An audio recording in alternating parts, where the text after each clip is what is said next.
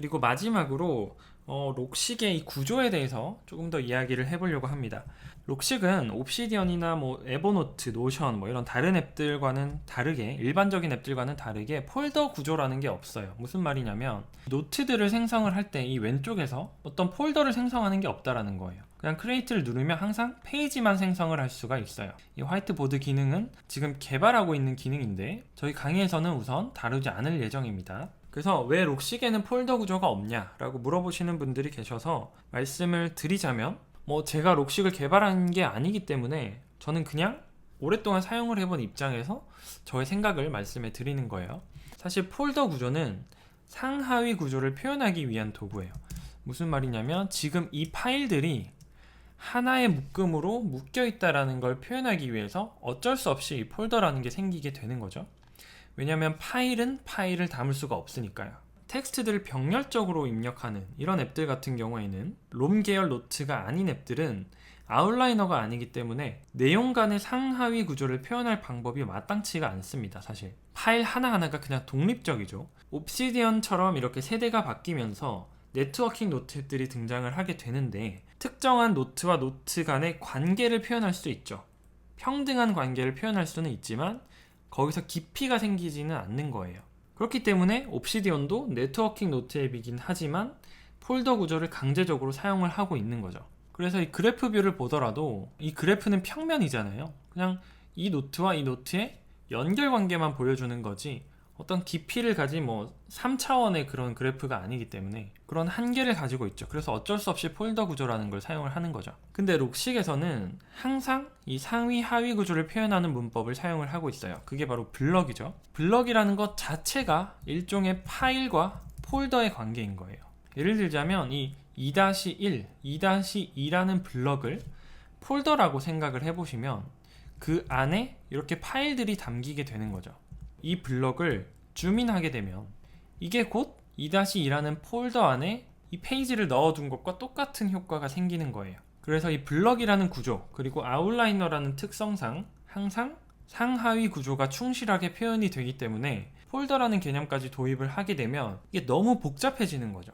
물론 록식에서도 이 페이지스 폴더 안에 새로운 폴더를 내가 생성을 해서 파일들을 관리할 수는 있습니다. 이렇게 넣어도 관리를 할 수가 있어요.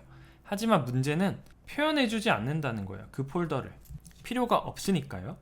자, 그리고 두 번째 이유는 이 페이지 구조라는 게 있습니다. 자, 록식은 블럭만 구조를 다루는 게 아니고 이 페이지라는 것도 구조를 다룰 수가 있어요.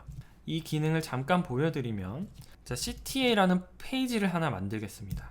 이 상태에서 CTA 슬래시 회계학 일부라는 페이지를 한 번 더 만들어 볼게요.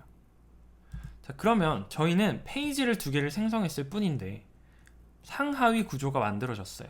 무슨 말이냐면 록식에서는 폴더와 페이지의 구분이 없다라는 거예요. 자, 다시 하나를 더 추가를 해볼게요. 회계학 2부라는 페이지를 만들게 되면, 자, CTA라는 상위 페이지, 하지만 폴더와도 똑같은 거죠. 이 폴더를 누르면 두 가지 페이지가 모두 다 표시가 됩니다. 그러니까 물리적으로 저희가 CTA라는 폴더 안에 여기에 회계학 1부, 2부라는 파일을 가지고 있는 것과 이 회계학 1부, 2부라는 페이지를 가지고 있는 것, 이게 똑같다라는 거죠.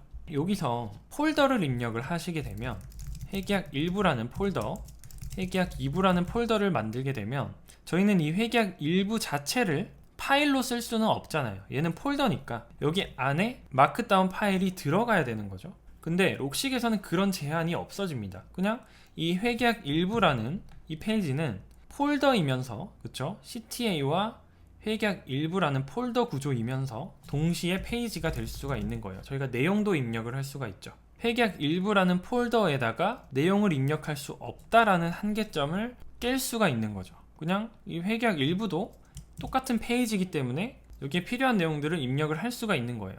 동시에 이 CTA 회계학 일부라는 페이지에 하위 페이지로 재무회계 이런 것들이 또 들어갈 수가 있는 거죠. 그러니까 이렇게 계속해서 들어갈 수 있는 훨씬 더 유연한 구조가 있기 때문에 폴더라는 걸 쓰지 말라라는 거예요. 폴더라는 걸 쓰지 말고 폴더도 될 수 있고 페이지도 될 수 있는 록식만의, 롬 계열만의 특징을 활용을 하라라는 거죠. 그래서 저는 이게 굉장히 전략적이고 현명한 선택이라는 생각이 들어요. 그리고 이런 특성을 이해를 하시면 이 롬 계열 노트를 사용할 때 훨씬 더 강력하게 활용을 하실 수가 있겠죠. 자, 그리고 폴더 구조가 없는 또 다른 이유는 제 생각에는 쿼리라는 게 있습니다. 쿼리라는 건 여러 가지 블럭들을 검색해서 표현을 하는 방식인데요. 예를 들면 쿼리라고 입력을 하고 public이라는 특성이 true로 되어 있는 카드들을 검색을 해라 라고 입력을 하는 거예요. 그러면 록식에 있는 모든 페이지와 블럭들 중에서 이 public이라는 프로퍼티를 가지고 있고 그 값이 true인 애들을 이렇게 검색을 해서 표현을 해줍니다. 그러면 이 자체도, 이 public이라는 것 자체도 하나의 폴더가 될 수가 있고 그 폴더 안에 여러 가지 파일들을 또 담아 놓은 거랑 똑같은 효과가 생기는 거죠. 이런 식으로 록식에서는 또 다른 도구들이 많이 있기 때문에 또 폴더 구조를 사용하지 않는다 라고 생각하실 수 있습니다. 자, 이번 시간에는 록식 안키 플러그인의 가장 원칙적인 플래시카드 생성 방법, 카드 태그에 대해서 자세하게 알아봤고, 그리고 록식의 폴더 구조가 없는 이유에 대해서도 알아봤습니다. 사실 뭐 영어 문법만 배웠다고 학습이 끝나는 게 아니잖아요. 그것들 가지고 실제로 말을 하는 게 중요한 것처럼 록식도 이런 카드 생성 문법들을 풍부하게 배우고 그걸 직접 사용하는 게 중요하다라고 꼭 강조드리고 싶습니다. 그러면 다음 시간에는 실제로 이 카드 태그와 스위프트 에로를 활용해서 카드를 만드는 사례를 좀 더 풍부하게 보여드리도록 하겠습니다.